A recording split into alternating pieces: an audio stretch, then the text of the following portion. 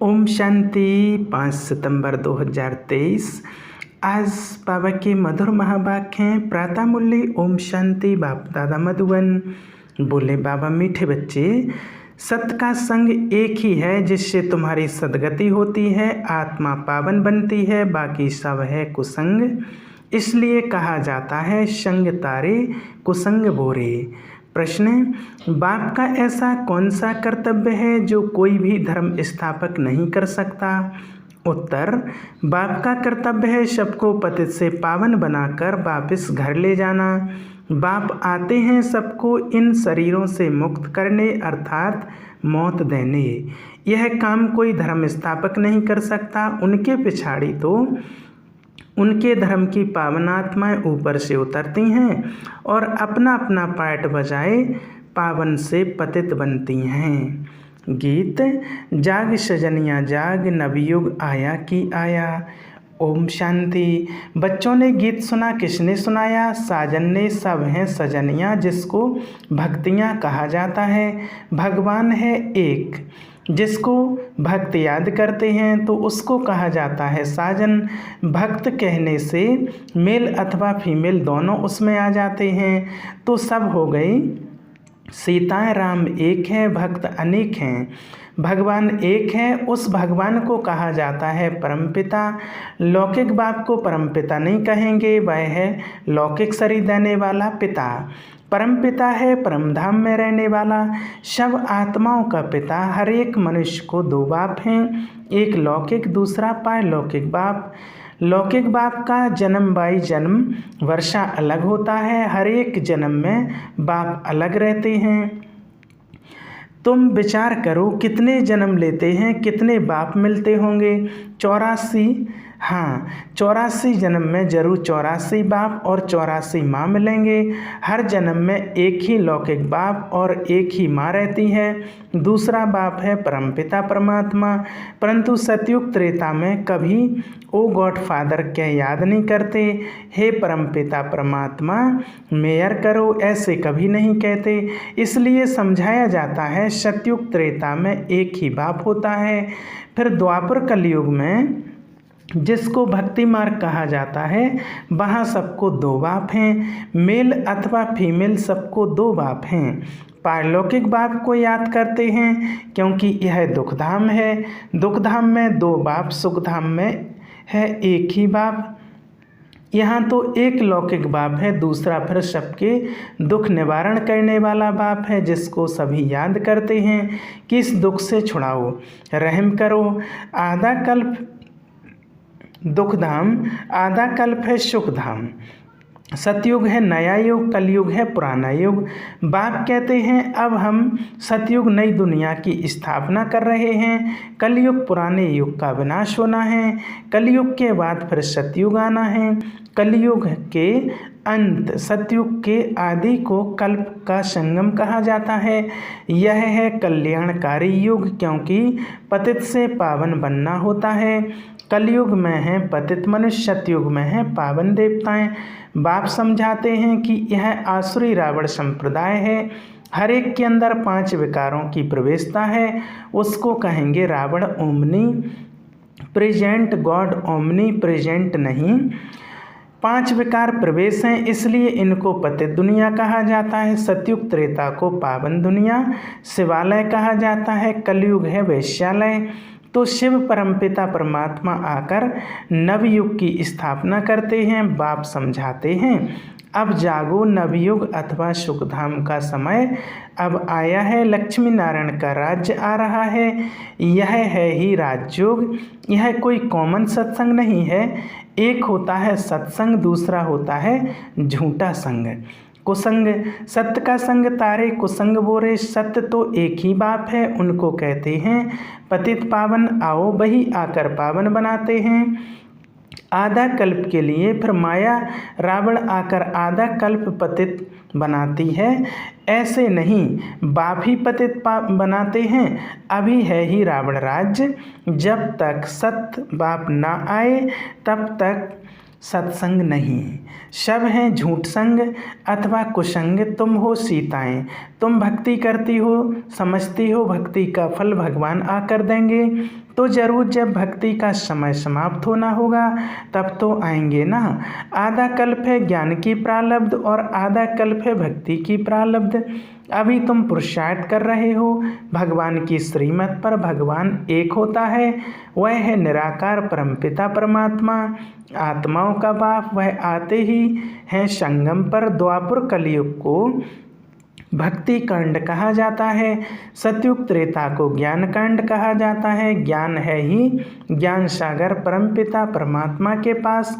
शास्त्रों का ज्ञान कोई ज्ञान नहीं, अगर उसमें ज्ञान होता तो सिद्ध होती। भारत जो हीरे जैसा था अब है नहीं, फिर बाप बनाते हैं। अब तुम हीरे जैसा बन रहे हो, तुम्हारा जीवन पलट रहा है, आत्मा देवी गुण धारण कर रही है। यूं तो मनुष्य बैरिस्टर, इंजीनियर, सर्जन आदि बनते हैं, बाकी मनुष्य को देवता बनाना यह परमपिता परमात्मा ज्ञान सागर का कर्तव्य है। उनको ही ट्रुथ कहा जाता है, वही सच बतलाते हैं अर्थात सचखंड की स्थापना करते हैं। बाकी सब हैं झूठ बोलने वाले, झूठ खंड की स्थापना करते हैं, रावण की मत पर चलते हैं। तुम श्रीमत से श्रेष्ठ बनते हो। नए युग में भारत नया था, वर्ल्ड ऑलमाइटी अथॉरिटी कहा जाता था, लक्ष्मी नारायण का राज्य था। उनको किसने यह राज्य भाग दिया? जरूर जो स्वर्ग की स्थापना करने वाला होगा। अभी वह वर्षा गंवाया है, 84 जन्म लेकर अब फिर चक्र पूरा होता है, सबको वापस जाना है। लिबरेट एक ही बाप है, लिबरेटर एक ही बाप है, वही लिबरेट कर सबको ले जाते हैं, इसलिए उनको कालों का काल भी कहा जाता है।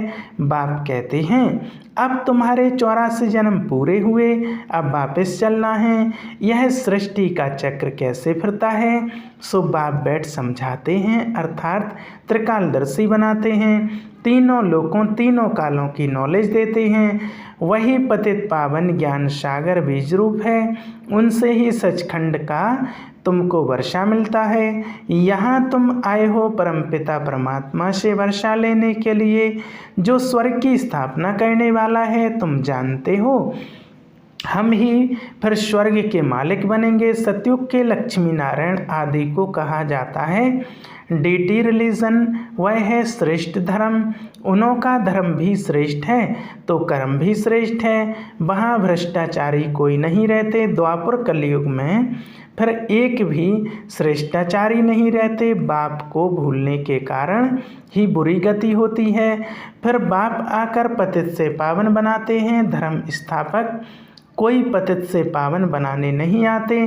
पतित पावन तो एक ही बाप है, वही सच्चा गुरु है, बाकी वह तो आकर अपना धर्म स्थापन करते हैं। ऊपर से पावन आत्माएं आती हैं फिर पतित बनती हैं।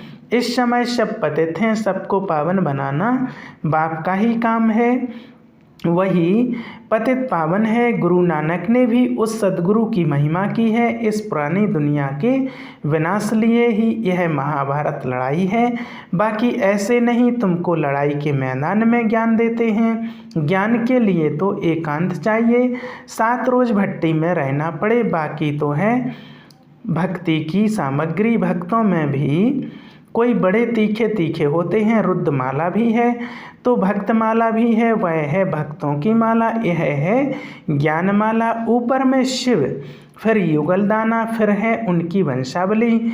जो माला मनुष्य सिमरते हैं, राम राम कहते रहते हैं क्योंकि दुखी हैं। रावण संप्रदाय राम को याद करते हैं कि आकर अपना बनाओ। अभी तुम ईश्वरीय गोद में आए हो। वास्तव में सब आत्माएं परमपिता परमात्मा की संतान हैं। मनुष्य सृष्टि प्रजापिता ब्रह्मा की संतान है। प्रजापिता ब्रह्मा द्वारा मनुष्य सृष्टि रची है। आत्मा तो अविनाशी है, आत्माओं का अविनाशी बाप है। अभी तुमको 2 बाप हैं, एक विनाशी दूसरा अविनाशी। ब्रह्मा भी शरीर छोड़ देते हैं, शिव बाबा को तो अपना शरीर है नहीं। वह तो जन्म मरण रहित है। जन्म मरण में तुम बच्चे आते हो। तुम आदि सनातन देवी देवताओं के ही 84 जन्म हैं। हिसाब है ना, गुरु नानक को तो 500 वर्ष हुए, तो इतने में 84 जन्म कैसे लेंगे? बाकी लाखों जन्म की तो बात ही नहीं। बाप समझाते हैं अभी सबके जन्म आकर पूरे हुए हैं, फिर नए सिर खेल सतयुग से शुरू होगा। सतयुग में तो थोड़े चाहिए, बाकी इतने सब कहाँ जाएंगे? उन्हों के लिए ही यह भंबोर को आग लगनी है। इन बॉम्ब्स नेचुरल कैलिमिटीज आदि से सब खत्म हो जाएंगे, बाकी आत्माएं सब चली जाएंगी मुक्ति धाम। यह कयामत का समय है, सबको वापस जाना है। भारत को अविनाशी खंड कहा जाता है, क्योंकि भारत ही बाप का जन्म स्थान है। शिव बाबा भारत में ही आते हैं, पतित पावन बाप यहाँ जन्म लेते हैं। तो गोया सभी धर्म वालों के लिए भारत बड़े ते बड़ा तीर्थ स्थान है। इतना भारत का महत्व है, परंतु महत्व को उड़ा दिया। यह भी ड्रामा का खेल है जो बाप ही आकर समझाते हैं। बाप कहते हैं मैं ही ज्ञान का सागर हूँ। लक्ष्मी नारायण को ज्ञान सागर नहीं कहा जाता। उनमें रचयिता और रचना के आदि मध्य अंत का ज्ञान नहीं है। वह ज्ञान जरूर तुम्हारे में है। तुम ही मनुष्य देवता बनते हो। तुम यहाँ आते हो पतित से पावन दुनिया का मालिक बनने। बाप आत्माओं से बैठ बात करते हैं। निराकार बाप इनके आर्गन्स का लोन लेकर पढ़ाते हैं। तुम्हारी आत्मा भी आर्गन्स से सुनती है। बाबा ने समझाया है आत्मा स्टार है जो भ्रकुटी के बीच में रहती है, और वह बाप है सुप्रीम आत्मा। वह सुप्रीम आकर इनको आप समान सुप्रीम बनाए साथ ले जाते हैं। सब आत्माओं का गाइड है। उनको ही दुख हरता सुख करता कहा जाता है। दुख से तुमको लिबरेट कर ले जाएंगे। सतयुग में दुख होता नहीं। नवयुग की नॉलेज भी नई है ना। यह बातें मनुष्यों ने कभी सुनी नहीं हैं। भल अच्छे और बुरे मनुष्य हैं, परंतु हैं सब पतित। तब तो गंगा पर स्नान करने पावन बनने जाते हैं। गंगा का पतित पावनी नाम रख दिया है। वास्तव में पतित पावन तो बाप को ही कहा जाता है। पतित दुनिया के बाद फिर पावन दुनिया की स्थापना होती है। सतयुग को वॉइसलेस वर्ल्ड कहा जाता है, और वह है साइलेंस इन कॉर्पोरियल वर्ल्ड। आत्माएं यहाँ आकर पार्ट बजाती हैं। पार्ट है 84 जन्मों का। तुम ऑल राउंड पार्ट बजाते हो। यह है बना बनाया ड्रामा। हर एक में अपना अपना पार्ट अविनाशी है, वह कभी मिटता नहीं। तुम 84 जन्म भोगते रहेंगे। चक्र का आदि अंत नहीं है। ड्रामा कब शुरू हुआ यह प्रश्न नहीं उठता। न आदि है न अंत है। सतयुग आदि सत्य है भी सत्य, होशी भी सत्य। इस चक्र को समझने से तुम स्वर्ग के चक्रवर्ती महाराजा महारानी बनते हो। इसको वर्ल्ड ऑलमाइटी अथॉरिटी राज्य कहा जाता है, जो वर्ल्ड ऑलमाइटी बाप से मिलता है। तुम बेहद के बाप से 21 पीढ़ी के लिए सदा सुख का वर्षा पाते हो। बाप को कहा जाता है हेवनली गॉड फादर, हेवन का वर्षा देने वाला बाप। कहते हैं मैं कल्प के संगम पर आकर स्वर्ग का वर्षा देता हूँ। जो पुरुषार्थ करेंगे वह सूर्यवंशी रजाई में आएंगे। यह कोई कॉमन सत्संग नहीं है, यह है गॉडली यूनिवर्सिटी। भगवान वाच्य है ना। भगवान पढ़ाकर मनुष्य को देवता बनाते हैं। ऐसा कोई सत्संग नहीं होगा जिसमें कहें कि हम मनुष्य देवता बनाएंगे। अभी तुम बच्चे नई दुनिया में देवी देवता पद पाने लिए पुरुषार्थ कर रहे हो। समझाना चाहिए दो बाप होते हैं, एक बेहद का बाप, एक हद का। हम बेहद के बाप से वर्षा ले रहे हैं, तुमको भी राय देते हैं वर्षा लो। श्रेष्ठ ते श्रेष्ठ परमपिता परमात्मा की मत पर चलने से तुम स्वर्ग का मालिक बनेंगे। सच्चा है ही एक बाप, वह आकर पढ़ाते हैं। इनके आर्गन्स द्वारा कहते हैं ब्रह्मा तन से ब्रह्मा मुख वंशावली को वर्षा देता हूँ। ब्रह्मा द्वारा तुमको दादे का वर्षा मिलता है। दादे के वर्षे पर सभी आत्माओं का हक है। लौकिक संबंध में सिर्फ मेल को वर्षा मिलता है। तुम तो आत्माएं हो, सब ब्रदर्स ठहरे, सबको शिव बाबा से वर्षा मिलता है, तुमको दादे से वर्षा मिल रहा है। बाप कहते हैं तुमको मंदिर लायक बनाते हैं, मनुष्य में देखो क्रोध कितना है, एक दो का विनाश कर देते हैं। यह है वेश्यालय, शिवालय था सो फिर अब बनना है। परमपिता परमात्मा शिव आकर शिवालय बनाते हैं, वेश्यालय से लिबरेट कर फिर गाइड बन सबको वापस शिवालय में ले जाते हैं। सभी अपने पुराने शरीरों से मुक्त हो मेरे साथ चलेंगे। अच्छा, मीठे मीठे सिक्के लदे बच्चों प्रति माता पिता बाप दादा का याद प्यार और गुड मॉर्निंग। रूहानी बाप की रूहानी बच्चों को नमस्ते।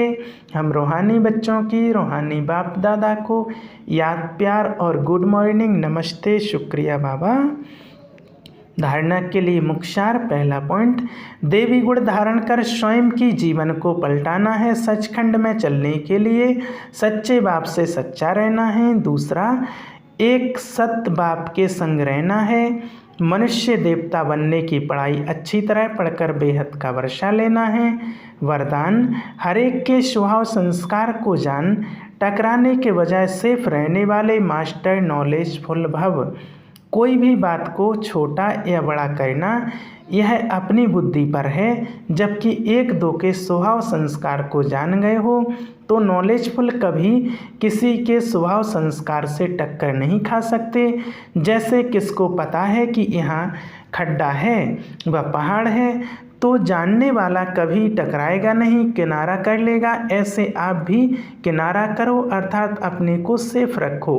किसी काम से किनारा नहीं करो, लेकिन अपनी सेफ्टी की शक्ति से दूसरे को भी सेफ करना, यही किनारा करना है।